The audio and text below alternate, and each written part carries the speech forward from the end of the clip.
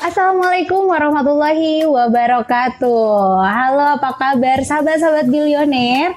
Alhamdulillah saya Teh Uni di sini akan memberikan suasana yang baru. Nah, kami telah mengundang salah satu sosok yang luar biasa.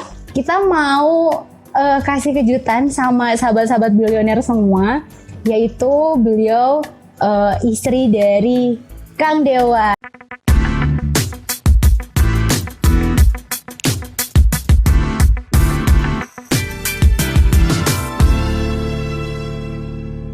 Ini dia Teh Wiwin. Yeay. Assalamualaikum Teh. Waalaikumsalam. Alhamdulillah. Kabarnya gimana? Alhamdulillah baik Teh. Teh ini gimana kabarnya? Luar biasa kalau aku mah sehat lah. Senang banget nih Teh Wiwin. Jadi kemarin itu banyak sekali yang request gitu sahabat-sahabat bilioner di rumah gitu untuk mengundang Teh Wiwin gitu. Dimana kan selama ini mungkin sahabat bilioner sering dan banyak melihat YouTube-nya Kang Dewa. Tapi istrinya Kang Dewa tuh siapa sih? Dan ternyata alhamdulillah ini ada Teh Wiwinnya. Terima kasih loh udah datang ke sini ya. Karena kemarin kita sempat di live Instagram. Karena kita juga perdana di Billionaire Store itu, pas ketika muncul sosok wajah ini gitu ya. Itu dia bilang, ini istrinya Kang Dewa ya. Masya Allah, mungkin Kang Dewa kalau dengar astagfirullahaladzim. Gitu ya. Tapi alhamdulillah ya, kita mau tanya cerita atau sosok seorang Teh Wiwin selama mendampingi Kang Dewa selama ini.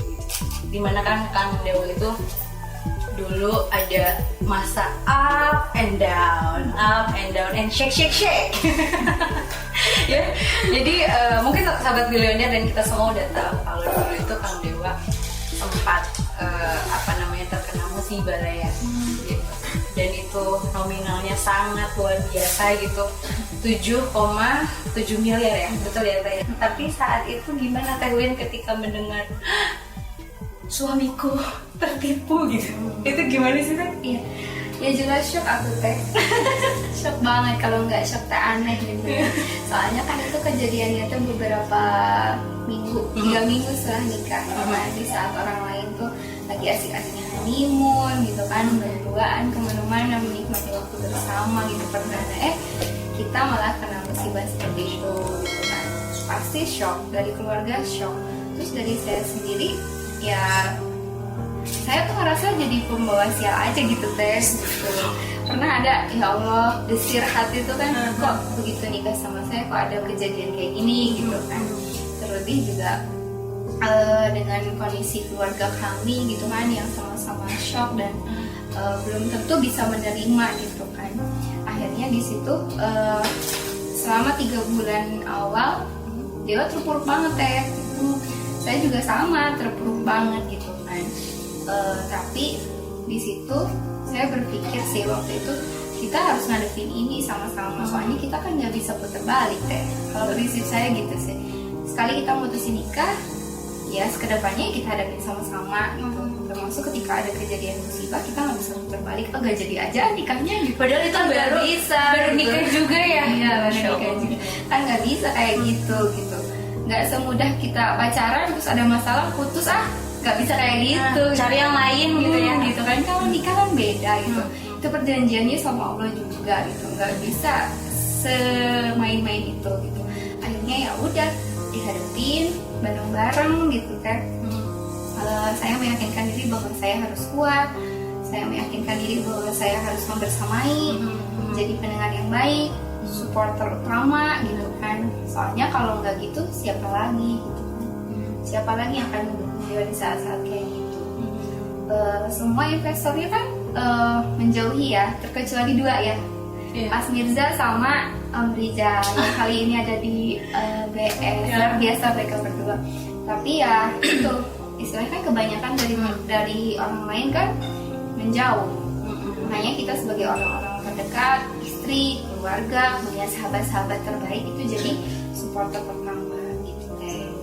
Jadi luar biasa sih, aku sendiri nggak bisa ngebayangin ya ketika baru nikah itu berapa hari teh?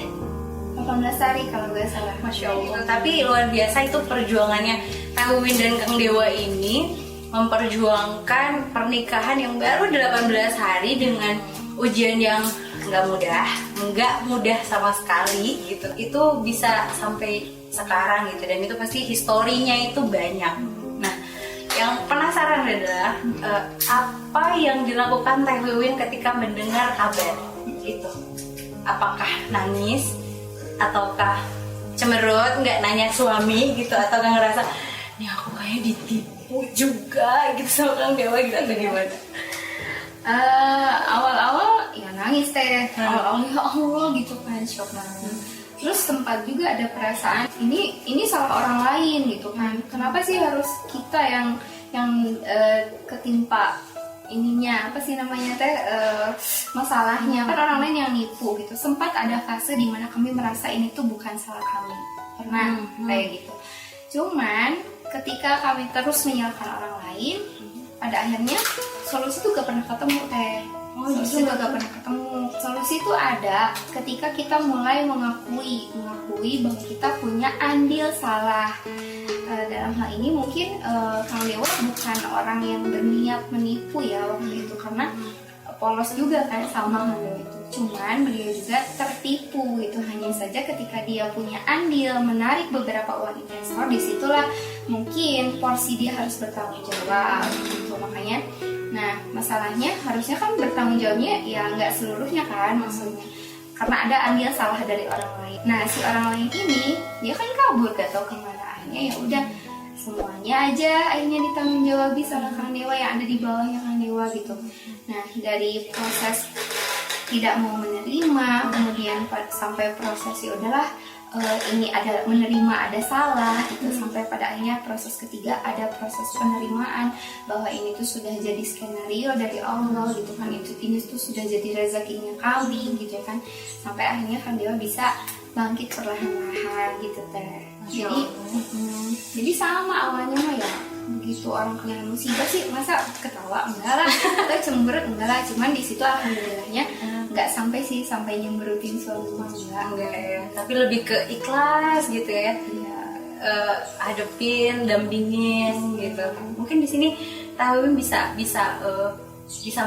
menceritakan apa sih yang menjadi kekuatan untuk oh ya aku harus selalu bersama suami aku gitu, karena posisi suami aku ya seperti ini gitu. Apa sih teh? Sebenarnya diawali dari awal mula kita nikah. Dari awal mula kita nikah itu pastikan bahwa menikah itu adalah keputusan kita. Waktu itu saya berpikir iya atau tidak gitu kan, sampai akhirnya ditimbang-timbang, oh ya udahlah melangkah, oke nikah gitu kan. Nah sehingga keputusan yang kita buat secara sadar dari hati kita tersendiri teh, saat nanti suatu saat kita menikah kemudian kita bertemu dengan masalah gitu kan, kita tidak mudah untuk blaming, menyalahkan misalnya iya dah karena orang tua saya yang menjodohkan dengan si Anu kan, enggak kan saya yang memutuskan menikah. Kemudian misalnya dan saya mah dipaksa, awalnya saya gak mau, enggak gitu juga. Atau misalnya udah gak ada lagi ya udah sih itu kan enggak, itu suatu pertimbangan yang dangkal. Sehingga di awal menikah itu kita harus punya pertimbangan yang benar-benar matang dan berpikir dalam. Karena menikah itu kan bukan sesuatu yang sementara kalau saya memikirnya ya teh itu. Jadi kita benar-benar harus punya strong way banget yang kuat gitu. Nah sampai ketika kita menikah, maka alasan lainnya adalah yaitu menikah itu bukan untuk 1-2 hari. Ibu saya pernah bercerai, ayah saya pernah bercerai, tapi mereka merasakan banyak sekali kegagalan dan mereka berpesan kalau bisa adik mah jangan sampai bercerai sampai mati akhir hayat katanya gitu. Di situ saya merasa jadi anak yang gagal teh kalau misalnya saya bercerai dengan suami gitu.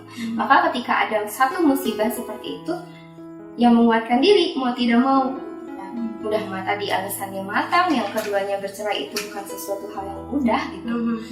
Makanya mau tidak mau saya tidak punya pilihan lain selain menghadapinya, tidak lari meninggalkan, apalagi apa istilahnya, masa sih cuman gara-gara ini doang saya ninggalin suami, kan nggak asik kan gitu kan, nggak seru kan gitu. Makanya ya udahlah, hadapin aja gitu. Toh istilahnya saya meyakini bahwa entah musibah entah ujian di pernikahan itu sedikit banyak pasti karena dosa-dosa kita di masa lalu, kita yang kita tahu atau yang kita pura-pura gak tahu, itu aja sih gitu.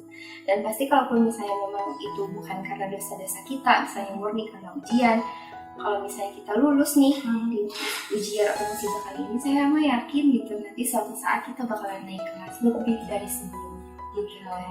Terbukti ya Teh. Amin. Allah itu ibaratnya apa ya, janjinya tuh nggak bohong, nggak pernah bohong gitu ya. Dimana mungkin Teh Lugin sama Kang Dewa itu dulu gimana gitu, dan sekarang sudah bisa mengarungi melewati ujian-ujian itu gitu. Dan amin ya, insya Allah karena dilihat juga Kang Dewa sekarang itu lebih kayak ke sosok Teh Lugin itu bener-bener kayak lihat di postingannya gitu ya, aduh saya aja tuh ya Allah gitu ya, ada nggak ya gitu, paling nggak keduanya gitu, dewa yang lain gitu ada nggak ya. Mudah-mudahan, tapi balik lagi gimana lagi cerminan kita kan ya gitu ya. Mungkin Kang Dewa itu dari jawaban dari doanya Teh Wiwin itu tadi gitu.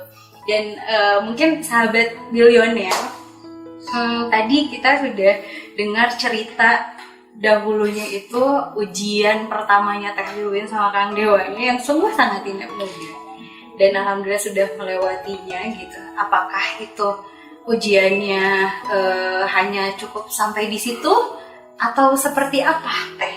Adakah ujian lain atau gimana nih yang paling berkesan gitu lah setelah ujian ini dari tertimpa hutang tadi?